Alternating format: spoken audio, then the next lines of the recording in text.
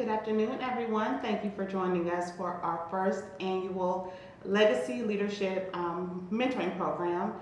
Thank you for chiming in. We know we have a few people that are, actually quite a few people that are already on, and some that will be joining us later.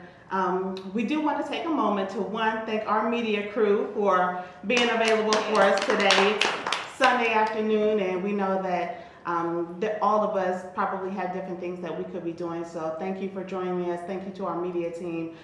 First, we'll start by introducing the committee that's responsible for this inaugural initiative that the Wilberforce University Alumni Association and Wilberforce University are putting on. So I will let each individual introduce themselves. My name is Jocelyn Neely. I am a 1996 graduate of Wilberforce University, and I am also the new Director of Alumni Affairs out of the Office of Institutional Advancement. Hello everyone. Again, thank you for joining us. We're very excited about this program and very excited about the ways in which you all will interface with students here at Wilberforce. My name is Tasha Bradley, and I'm the Senior Vice President for Student Engagement and Success, and I'm just really looking forward to this opportunity. Good afternoon, everyone. My name is Sherry Neal, and I am a 2006 alum of Wilberforce University. I'm also the Assistant Secretary on the Wilberforce University Alumni Association Board of Directors, and I am a part of this committee. So I'm just excited for this new program and for us to get a chance to build that interaction with the students on campus. So thank you so much for joining in today. Thank you, ladies. Before we get right into it, we certainly want to acknowledge the individuals that are watching us live. So we have a chat box that we want to make sure that you all are connecting with us. So if you have questions during the course of the event, certainly feel free to type in your questions, but we do want to acknowledge the individuals that are joining us currently. So if you can jot down your name and your city, we'll definitely make sure that we give you a shout out in the process. But until those come out, we will continue with our process. Well, let's kind of talk about the Legacy program and what it stands for, what the purpose is, what we'd like to see happen within the program. Again, this is a collaboration between the Alumni Association as well as the university. The program is basically to make sure that the incoming freshmen, which is the target group of individuals, have a mentor, a guide, some assistance in navigating their first year experience on college or on the campus. A lot of these individuals, this is their first time away from home. This is, a lot of them are first generation college individuals. So we definitely want to make sure that the transition is as smooth as possible for them.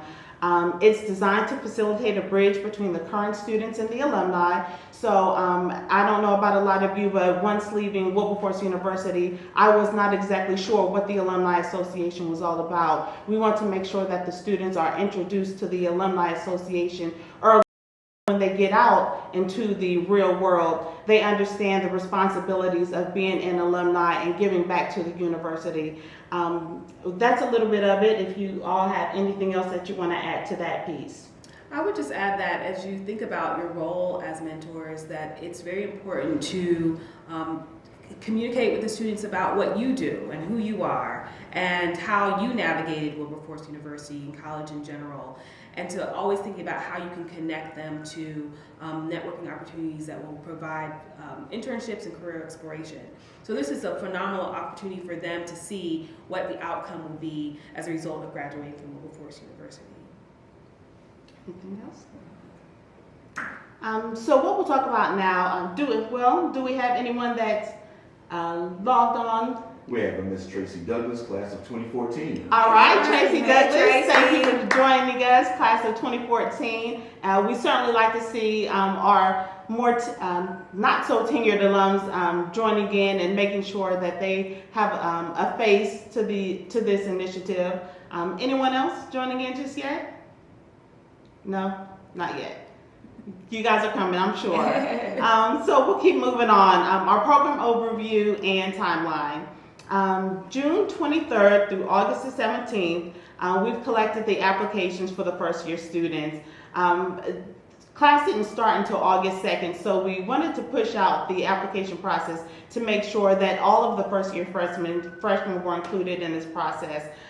We had several individuals that inquired about the program, upperclassmen. So as we move forward and this becomes an easy yearly process, we'll probably start incorporating some of the upperclassmen as well. But we definitely wanted this to be geared toward the freshman body. August 20th, today we have our mentor workshop. And then August 25th, we're going to have a mentee reception and workshop. Not only do we want you all to know what the program is going to be about, what our expectations are, but we certainly want to make sure the freshmen understand their roles in this process as well. This is an initiative that's only going to work if we know what we're supposed to be doing and our freshman body knows what they're supposed to be doing.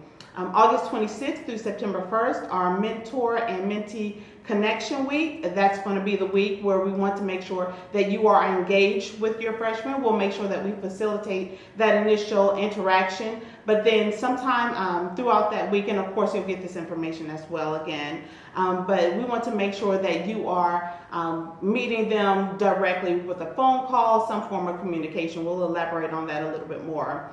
September 8th through October 27th, our mentor and mentee interactions on your own, and that's again the opportunity for you all to connect with them. We want to make sure that we set some really strong communications. So there's no, didn't know what to do. I wasn't sure who my mentor was. I wasn't sure who my mentee was. These guidelines will just help us make sure that our initial interaction with our mentees are very strong from the beginning. And then October 31st through November 4th, homecoming reception and alumni presentation. We certainly want to make sure that we're not only communicating with this freshman body via phone and text and Skype and all of those different means of communication, but we certainly want to have some face-to-face interaction. So the university as well as the Alumni Association will be hosting a reception that we encourage and look forward to all of you being a part of. Anyone? Okay. You have Miss Natasha Lee, class of 1998. All right, Natasha Lee, thank you for joining us. You also have Miss Tracy Douglas, class of 2014. Mr. Carl Cockburn, class of 1974. All right, Carl, thank you for joining in. Thank you for being a part of this initiative. We appreciate your guidance, your love and support, all of those who are joining in. And some of you probably want to remain silent like most of us did when we found out that we would be on camera. But we certainly thank you for being a voice, a silent voice in this process. Do you want to say something about the shirts real quick? Because they're so cool. Yeah. Thank you. Yes.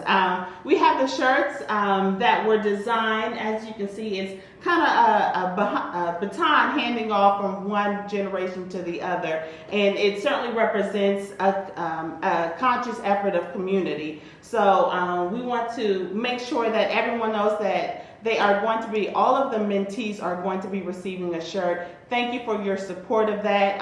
We do have mentor shirts as well that will be going out from the Alumni Association. We have your sizes, we have your addresses, so we'll definitely be making sure that we get those out to you sooner than later, probably over the next couple of weeks. We'll get those out to you, and we'll make sure that our mentees are aware that each of the mentors purchased one for them as well. Thank you for bringing that up. So let's talk about the role of the mentor. Some of the things that we want to just make sure that each of us understands, and I'll kind of start here, Sherry, we can tag team back and forth, but we want to make sure it's not taken for granted or we just think everyone knows what they're supposed to be doing in this process. There's a guidance piece. The freshman classes, the individuals that have signed up for this program, they're looking to us for direction. So we want to make sure that we give you just a few tips on making sure that we're doing what they expect of us. One of those first things are assistance with the transition to into college. One of the things I found out during my brief interaction with some of the freshman students is that they don't understand some of the things that are basic to us, looking at a schedule, understanding where I'm supposed to go from here to here to here. We need to be as open and transparent as we can in the way that we initially started college and share with them those experiences. If they don't know, they don't know to ask. So let's be open enough to make sure that we're sharing those experiences with them. Assistance with connecting students to Wilberforce traditions, organization, athletic events. A lot of our mentors are involved in, they were involved in co-ops, they were involved in social organizations, Greek organizations, athletic department, sports events. Make sure that you're sharing those type of things with the students. Once they get on campus, their minds are so fresh and they're ready to understand what is available to them. So make sure that you're sharing those opportunities with them, which includes understanding time management. It's not just being a part of these organizations, it's also a part of understanding what needs to happen in order to be successful in school as well as being successful in the different organizational events. And encourage them to be a part of that. Some people come to campus and say, there's nothing to do here. Some of you probably have heard that in your own cities. You don't know unless you get out there and see what's available. Make sure you're sharing with them some of the things that are taking place and encourage them to be involved in those type of organizations. I was going to say, assisting with student development by connecting students through networking and exposure to careers, information, and opportunities. I think this is one of the most important aspects of the program. Really using it as an opportunity, again, to showcase what Wilberforce alums do by making sure that students have understanding and information about how do you start now to connect with your career? How do you start now to think about how you're going to interact with people who could possibly hire you? That information will be something that is very important, and since you all have that experience, to be sure to share that with the students. Absolutely. Sherry, if you want to kind of take over, provide leadership. Sure. Encourage mentee to develop relationships with campus leadership, professors, and peers. So that would be something that I would think as we matriculated here on campus, we definitely, I know I was involved in a lot of leadership roles, from the cafeteria to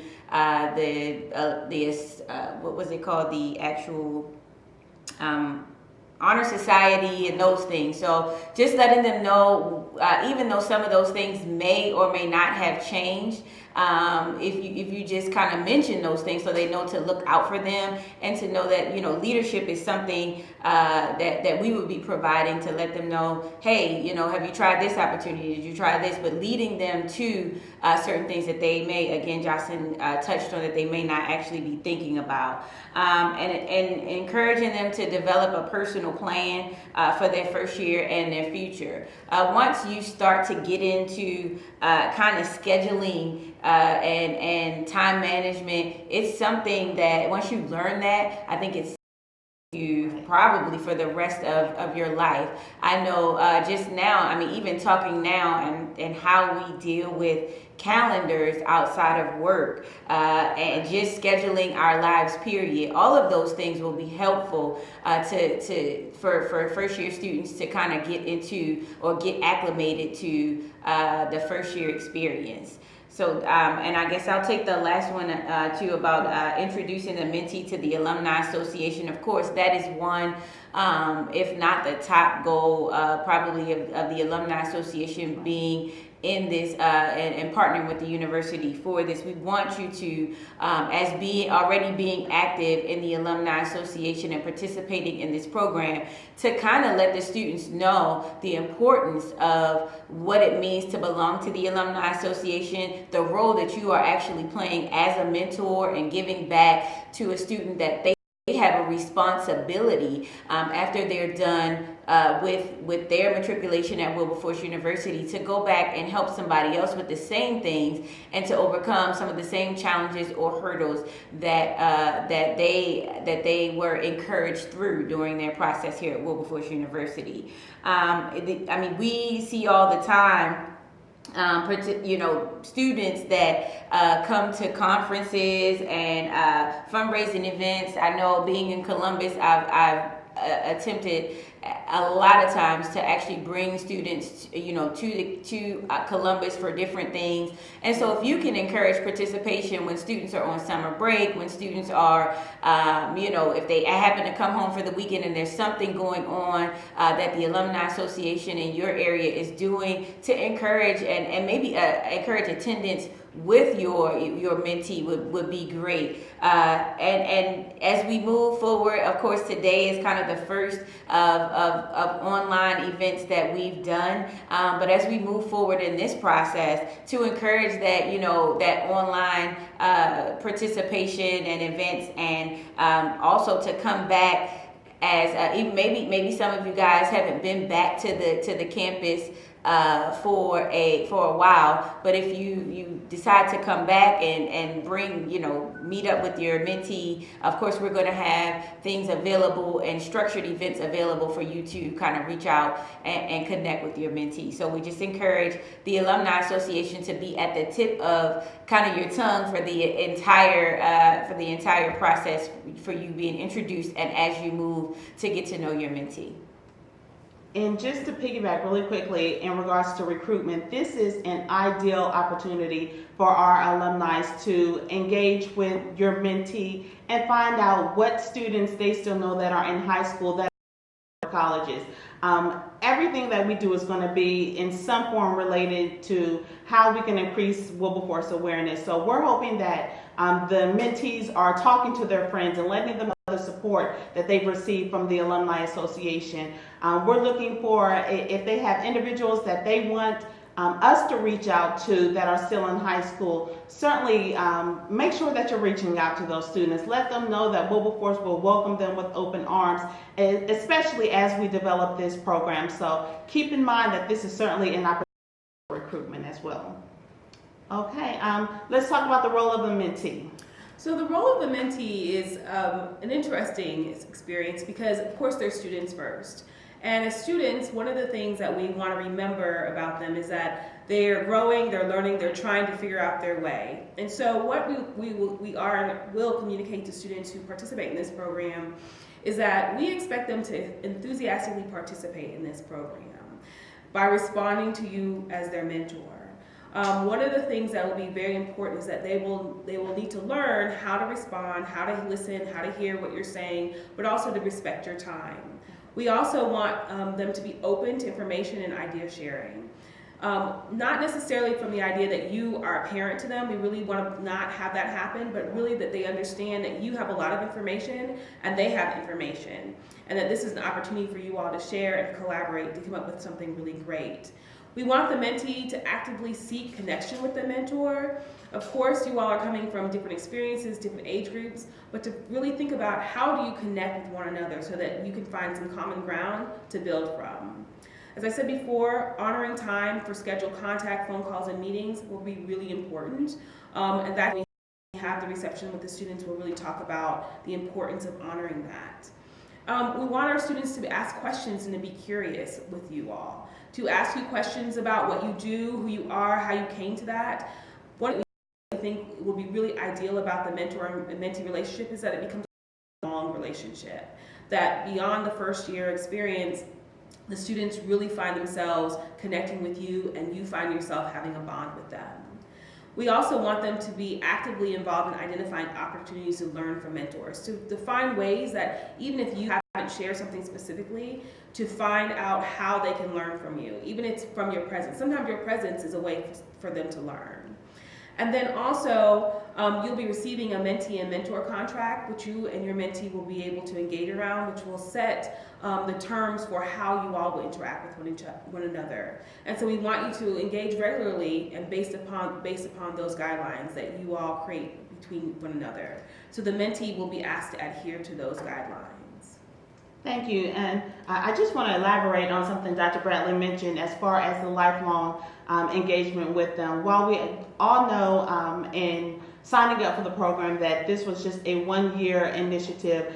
We were very tempted to make this an ongoing 4-year process, but we just figured once you engage with the student, you're going to want to remain involved with them. And we certainly hope that even at the conclusion of this 2017-18 year, that you continue to check in on your mentee and just encourage them to keep moving forward. So we certainly don't want this to end just as the school year ends. And shout out to all of our viewers on. We have about 44 individuals on. You may not have given your names, but we acknowledge you. We thank you again. Round of applause to all those who took the time to come in. Dr. Irving W. Robinson, class of 64. Thank you from Palm Coast, Florida. Thank you very much. Yes. Florida, yeah. Thank you. And I know we're kind of going on, but certainly if you have questions, jot those questions down, send them in to us, and we will make sure we get all of your questions answered before the end of this session. So as we kind of think about next steps, so you all will begin to be introduced to your mentees and mentors, but we want to talk a little bit about expectations and boundaries. What is very important, the mentee and mentor relationship is based upon the idea of trust. And so there are certain things that mentees and mentors should not do, and there are certain things that mentees and mentors should do. So just as a reminder, a clarification for some, mentors, really, you all should understand yourself not necessarily as friends to the students, but rather as that mentors. And that's a really different type of relationship. Friends are usually in the same age group, all of those kinds of things, but mentors go above and beyond because you've committed to a particular type of relationship with the students. And so it's important that as you think about how you want to interact with the students, to think about the value of engaging them as a mentor, as opposed to someone who they might understand as being friends. It's also important that you do not develop romantic relationships with the students.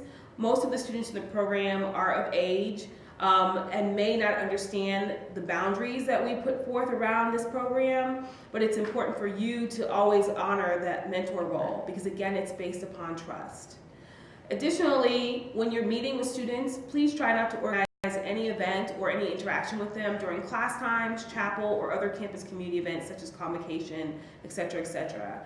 Sometimes what happens is students hear that their mentor or they understand that they want to connect with you, so they don't necessarily say right away, oh, I have chapel that I have to go to. So chapel times are always on Thursdays at 11 o'clock. Our convocation times are usually on Thursdays at 11 o'clock as well. And then in your interaction with the students, you'll be asked to engage around obtaining their class schedule from them.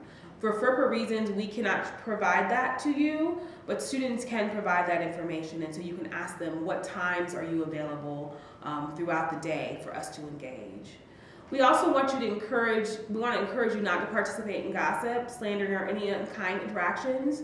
This is very important because what you're demonstrating for the students is how we are expected to engage one another in the non-campus world.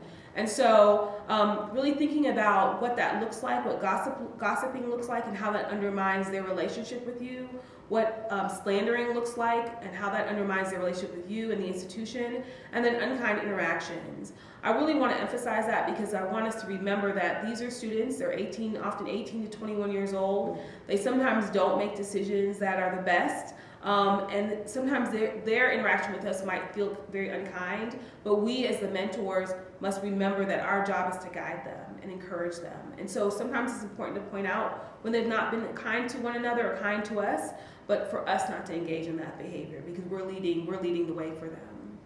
Additionally, I would like for us not to think about ourselves as mentors as problem solvers, if you will, for students. We want to facilitate for students them solving their own problems.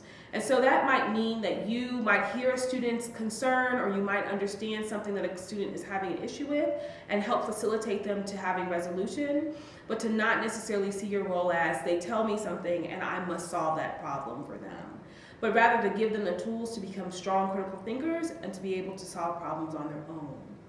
For the mentees, we'll also engage them around these same type of expectations and boundaries. And so they'll be encouraged to do the same things I've just explained to you, but we'll also encourage them not to ask you all for money. It seems as though that would be something that would go without we'd not have to say that, but the expectation is that you are not to provide those type of resources for them as a given. And so we'll talk a little bit about what mentees can ask for and what mentees should be expecting from their mentors. But I know in past programs that has been a concern is that oftentimes mentees may ask for funding, and because of your generosity you might want to provide that for them. And so we just want to make sure that we have some boundaries, because everyone is not able to do that for their mentees, but also we don't want to create a relationship that's based upon financial support only. Are there others that anyone would like to add? If so, just go ahead and send in a note so we can add those to the expectations and boundaries, but these are a couple just to get us started. We want to definitely continue to acknowledge our alums that are chiming in. We have Marcy Draz. Hey, Marcy. She's from Marcy. Columbus, class of 1981. Arlen Hall, class of 2002 in Dayton, Ohio. And Dr. Elaine Fullion, 1978 in, Temecula, California. Temecula, California. I hope I said that correct. And I think I saw one pop up, but I'm not sure. Thank you. Yeah, but thank you guys for joining in. We don't take that lightly. Did anybody have any extras to add? Did we get any more? We'll come back just in case. So let's talk about the pairing process. I know everyone's probably wondering, when am I going to get my mentee? I know we're all anxious and excited to get to that point, but we wanted to make sure that we had this opportunity to speak with you first. But the pairing process, Sherry, we can kind of tag team this. Sure.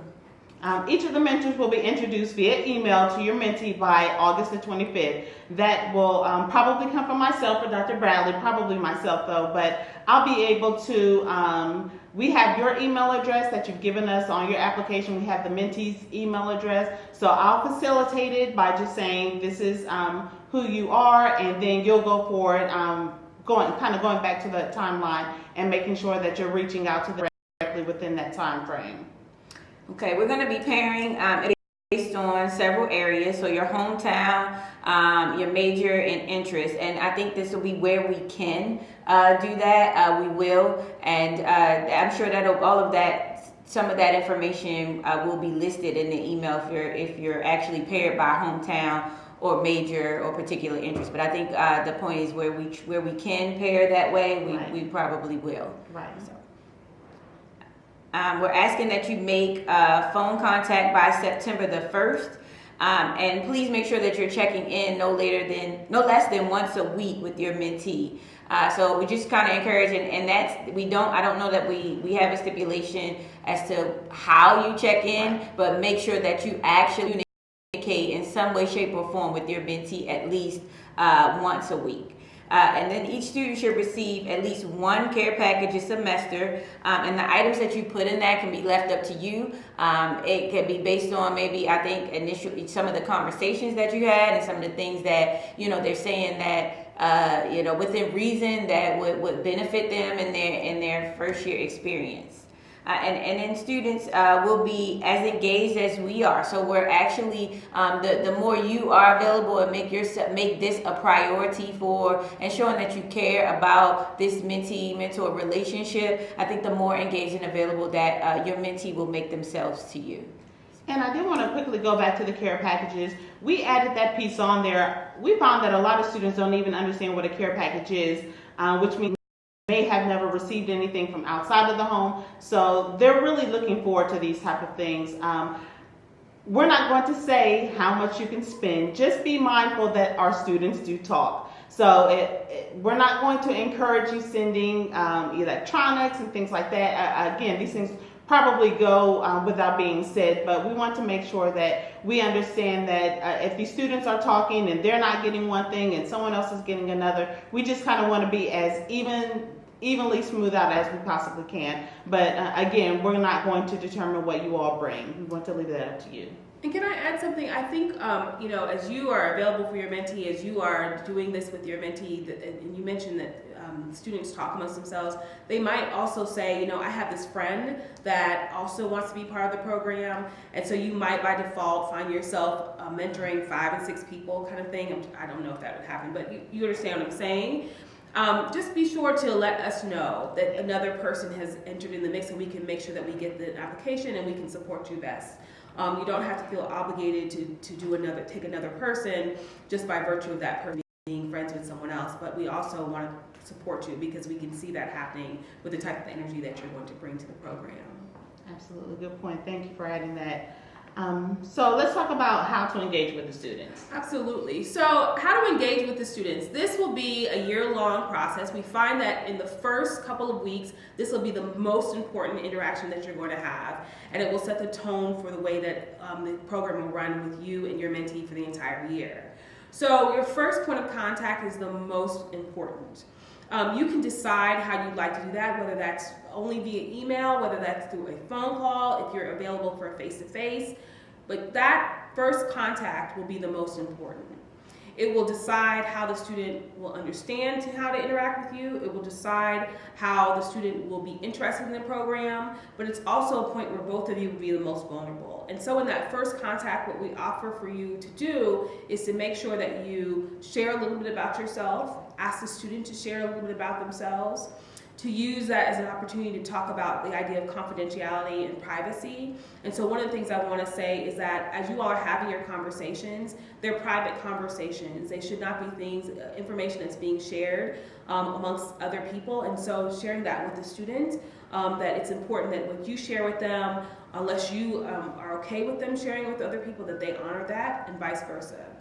One of the things I do want to say because you are an extension of the institution at this point, the idea of confidentiality is not covered by you, meaning that if a student discloses something to you that is a crime, discloses something to you that is around sexual assault or something like that, it's really important that you weigh how you want to engage in that. And so please feel free to reach out to me immediately or my colleagues here to just talk through what you need to do around that. But you will have more positive experiences than those kinds of things, but I wanted to make sure that you are aware of that. In your first contact as well, you'll receive a mentor-mentee agreement. That's an opportunity for you and your mentee to sit down and really talk about how you want this to go. It's an opportunity for you to also adjust if you find that there are ways that you feel like it should go differently. So it's really just meant to be a guideline and an opportunity for you to have dialogue about how you all will engage one another. Finding connection, for me as a much older woman, finding connection with an 18-year-old sometimes can be really interesting, but this will also be very, very important. Finding something where you can connect on. The information that you'll get around the student can be your starting point, but looking for ways that you can always connect to bring them into your world and you to go into their world will be very important. Also developing trust. This goes back to how you talk about the students, how you talk to the students, how you interact with them. For some of our students, trust is a really difficult emotion that they have, and so for them to participate in this program, it means that they're trusting it and trusting us with a particular part of their future. And so just being aware that part of what you'll have to do in order to get them to be their very best self is to develop a trust bond with them and not to break that. We find that reward is often very good, and not necessarily a financial or reward, but reward in terms of just even telling a student that they're doing a good job, or telling the student that you're very excited to be their mentor. Using it as an opportunity to share positivity with them. We never know how often our students are hearing how well they're doing. We never know, particularly in the little small things like going to class, which seem to be an easy observation or something that students should easily be doing. But as much support as you can find to reward our students, please do that as part of your role. Students often will want us to have high expectations, but to also remind them when they're doing really well. And so that's the type of reward I'm talking about. Always create opportunities for sharing and listening. You have a lot to share, and they have a lot to share. They have a lot that they can learn from you, and there's a lot that you can learn from them. So always being available to listen to them, even if they're not picking up the phone to call. What we find is that social media and technology are going to be the primary ways that they're going to often communicate with you. And for the generational age gap, that might be a difficult piece. But part of your first contact is establishing how will you all have communication, what will be the best ways that you'll communicate. But they'll often want to use text messaging to talk with you. And so what I have found is sometimes with text, I'll text for a little bit, and then I'll pick up the phone and just say, hey, I just wanted to hear what you had to say, kind of thing. So that you can get them in the idea of why it's important to use your voice, why it's important to do face-to-face interactions. Because believe it or not, often our students after this generation doesn't really understand that because it's not something that they're used to doing. But if we can communicate that it's a particular type of skill to be able to interact with someone face-to-face or on the telephone, then it becomes clear what you're doing. You're helping them to build their skill set. As I said before, connect. Find all kinds of ways to connect. Even if it's something around a tradition at the institution, if it's something around what the student discloses as important to them, always use it as an opportunity to connect and draw the student back in. Explain why. Always explain why you're telling them something. Always explain why something is done. So one of the things that we found to be really interesting, for example, is around dress. So this year we are much more expressive around how we expect students to dress while they're on campus and when they're coming to chapel and those kinds of programs. But we've been working really hard to explain why it's important and explain why there's a time and place and how you present yourself does matter. And so for many students, that might be the first time that they're hearing why that's important, because where they're from or who they're accustomed to interacting with, that type of presentation is the right presentation. So we also don't want to negate anybody's experience or make someone feel bad about their experience, but we want to always remind students about the idea that what you're doing here is you're building your portfolio. And so your ability to move in lots of different spaces should be an outcome of you being at Wilberforce University. And then the final is lead. And always with positivity. Always try to find something positive to start off with the student with, and then always end on a positive note with the student. This is really important because we want them to come back each time to interact with you. And so what they should remember is that my mentor finds something positive to say about me and about what's going on, and always has a positive spirit about what I'm getting to learn from them. Excellent points. Thank you, Dr. Bradley, for being so specific and detailed. Of course, if you have any additional questions with that, you can always reach out to us. But we did receive some questions as the conversation has been going on. We do have Ms. Imani Brown online with us, so thank you for joining us. Also yes. We have Cynthia Roseberry, class of 86, from Washington, D.C. She has asked, should we connect with the parents of our mentee? So you're welcome to connect with the parents of your mentee if the student agrees to that. So what you don't want to do is if there's a student whose parent calls you and begins to want to have conversation with you, you always should have permission of the student. One of the things though that I often will find is that if the parent is asking me for information about the student, I wonder about that. So the student should really be communicating with their parent, and so you're not obligated to do that. But let's say, for example, you may know the parent, or you might have had an interaction because you've come to campus and the parent was here and you met the parent. That's perfectly fine to build a relationship, but you should always remember that the student has a right to share with their parent what they feel they should be sharing with their parent. And it's not our role to facilitate conversations between the parent and the student about the information that's shared. If you want to do it as a support, to say to the student, the parent, the student has an opportunity to go to this conference or something like that, I think that's a little bit different. But just to be mindful that the student has particular rights, and parents, although it may feel like we should share a lot of information with students have the right for us not to share information with parents. And so it gets into kind of murky water. So I would say to err on the side that the student shares information with the parent. You can build a relationship, but to be mindful of what you're sharing with the parent about the student. Thank you, good points.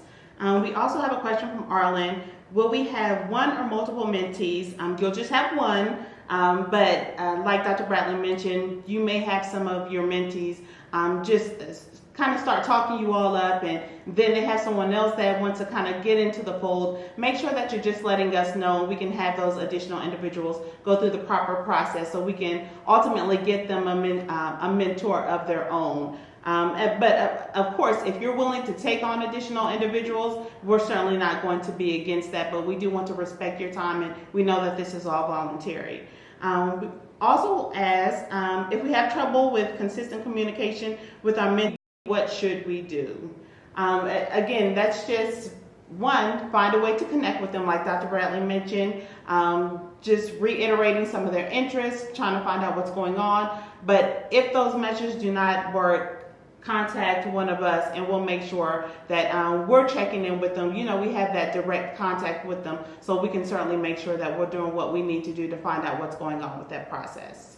And sometimes students have stopped communicating because they're having some type of crisis or they're having some type of issue. So as they said, please feel free to contact us immediately to let us know that you're having trouble communicating or connecting with the student, and we will immediately reach out to that student and identify what's going on with them. So we'll talk a little bit about first contacts and opportunities, kind of the introduction process. And I know we spoke a little bit about this maybe throughout the course of this session, but just to kind of reiterate the importance of understanding who you are, why you're involved with the program. Those are the type of things that's going to connect you and your mentee. Asking or understanding what does attending or graduating from Wilberforce mean to you. So can I just add a little bit to the attending and graduating from Wilberforce? So for you all that have graduated from Wilberforce, it has a special place. It means very particular things to you. Feel free to share that with the students. Feel free to communicate all of those ideas and traditions to them. Additionally, if you could glean from them or try to get them to start thinking about why are they here? That's a question that for many of the students, they've entered Wilberforce from in lots of different ways. And they have never thought about why Wilberforce in the way that you as a graduate have thought about it. And so what we find is that when a student can articulate why Wilberforce, they're much connected to the institution. They're much more interested in being guardians of the institution and really thinking about that this is their home and thinking about how they can take advantage of every aspect of the institution. So for some students, it might be the first time anyone has asked them why Wilberforce. So feel free, particularly in your first contact, to ask them that question and to get them thinking about why Wilberforce and what it has to offer, and then connecting your role as their mentor in that process. In addition, you'll receive a mentor-mentee worksheet, which is your contract, and it's meant, again, dialogue about the roles that you as a mentor can play and the role that the mentee will play. It's also a real opportunity for you all to establish what the mutual goals are and the mutual understanding. One of the things is you can't take for granted that the students understand what the expectations are, and so what your expectations are. So if you have an expectation that they contact you once a week, or you're going to contact them once a week, you have to be explicit with them about that. And that's the point of the contract, so that everybody's on the same page, so that when you have an issue or when you have a concern, that you can refer back to that and share with them, this is what you said you were going to do. It's also an opportunity for us to reiterate to students the importance of one's word and holding one another accountable. And for some students, it might be the first time that someone has really ever held them accountable. And so it's an opportunity for guidance and it's an opportunity for learning. In your first contact opportunity, use it as an opportunity for conversation. What you're comfortable with sharing is up to you in that first experience, but you can use light conversation about, what you do, where you've traveled, those kinds of things. But also take it as an opportunity to share your personal goals and glean from them what they think their personal goals are, and get them on the path of really talking about and feeling comfortable talking about personal goals. One of the things as an outcome of this program is that we want students to be able to have a quote-unquote elevator pitch, if you will, for lack of a better way to say that. But they should be able to walk up to any person, particularly in the work world, and be able to tell people about themselves and not feel as though it's the first time that that's happening. And so as they start to think about their personal goals and being able to articulate that, you all as their mentors can be a really great resource for helping them develop those. And then finally, as you're closing out your first contact time with them, and this might be in one meeting, it might be 2 meetings, you might need it 3 meetings. We suggest that you don't go past 3 meetings, but always talk about what the next step is. What should they expect from you next? And vice versa. So if you're going to call, we're going to call on Tuesdays at 3 p.m., that's what you need to remind them that you're going to do. If you're going to come up, then you need to say, okay, I'm going to come visit you, et cetera, et cetera. But I would suggest that you don't leave your any meeting that you have with them if you have something that you want to do with them next without confirming that. Because you can imagine your schedules are very busy and the students' schedules are very busy. And so just always having at the forefront, this is what we're going to do next around our interactions. Thank you. One of the questions that came in is, will we receive a profile of the students? Examples like their likes, dislikes, yes, you will. We have had them fill out that information on their application, some more detailed than others, but those are the opportunities that you'll be able to elaborate once you have those first contacts with them, but we will certainly have the opportunity to do so.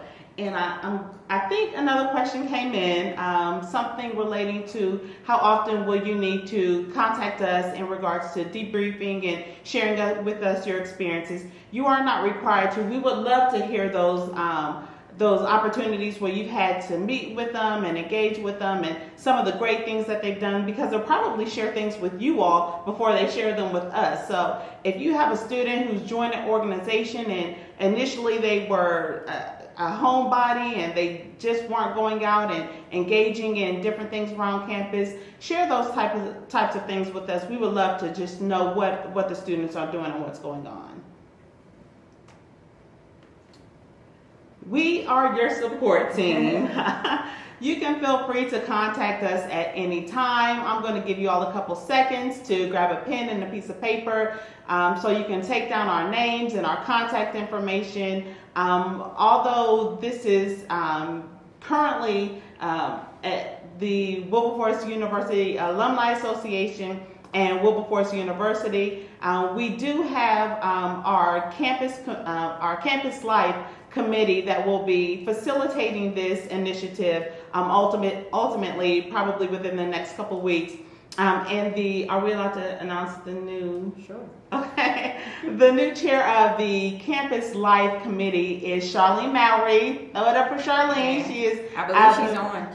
I think she's on. Excellent. I hope she is, because we are giving you a shout out. You can look back through this, but she is in Michigan, but she will be facilitating this event, and we want to certainly let her know that we are with you. You have our support. We will assist you in whatever means necessary.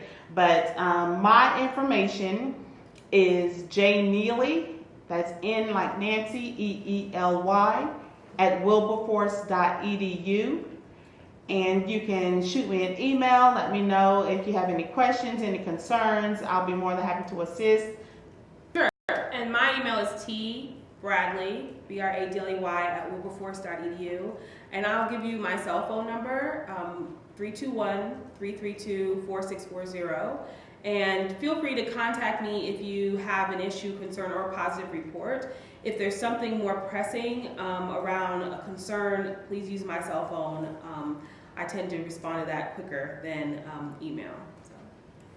And I will give nationalwaa@gmail.com. You can reach out and find, get connected with me. I'm sure that Charlene will share her information as we roll that out. I do want to also say that I am certain that through the course of this year, the Alumni Association, by way of question or evaluation in some type of way, will be reaching out to make sure that this program is working well and that you guys have everything you need as mentors. So I just, while there's no requirement but we will be reaching out to ask and to make sure that this program, as in the structure and the way that it is now, that it is meeting the needs of the mentor as well. And I'm pretty sure the university will probably follow the same with the mentees. So I wanted to make that clear.